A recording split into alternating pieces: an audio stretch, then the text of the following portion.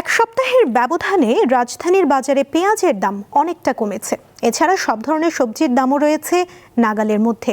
ভরা মৌসুমে সবজির সরবরাহ বেশি এবং দাম কম হওয়ায় খুশি ক্রেতারা।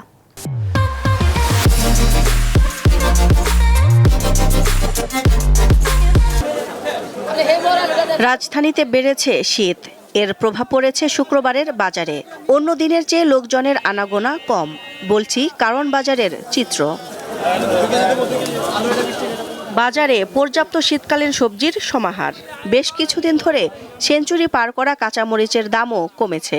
প্রকারভেদে ৬০ থেকে ৮০ টাকা কেজি দরে বিক্রি হচ্ছে। ফুলকপি, বাঁধাকপি, নতুন আলু, শিম, লাউ সহ অন্যান্য সবজিতে ভরপুর কাঁচা বাজার। দামও রয়েছে নাগালের মধ্যে।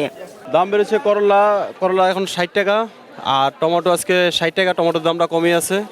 আর গাজর ৪০, মরিচের দামটা একটু বেশি, মরিচ আজকে ৮০ টাকা করে। আগের তুলনায় আজকে দাম একটু বাড়তি, আর লোকজন আজকে অনেকটাই কম। এখন তো শীতের ভরপুর মৌসুমের সময়, এই মৌসুমের সময় যদি একটু গ্রাহকরা কম রেটে সবজি না কিনতে পারে তাহলে আর কোন সময় কিনতে পারবে? শীতকালীন সবজি হিসেবে যেভাবে দাম থাকার কথা ওইভাবেই দেখি আছে।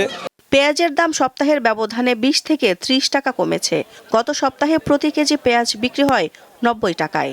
এখন প্রতি কেজি পেঁয়াজ ৬০ থেকে ৬৫ টাকায় পাওয়া যাচ্ছে।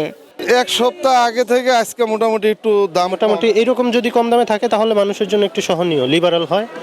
তো এছাড়া তো আমাদের জন্য আসলে কষ্টকর হয়ে যায়। পেঁয়াজের দাম বর্তমান আগের সপ্তাহে আসলো ৮০ টাকা কেজি, আর মাঝাতে পরশু দিন কালকেও বেচছি ৫৫ টাকা ৫০ টাকা, আর আজকে বেচতেছি ৬০ টাকা।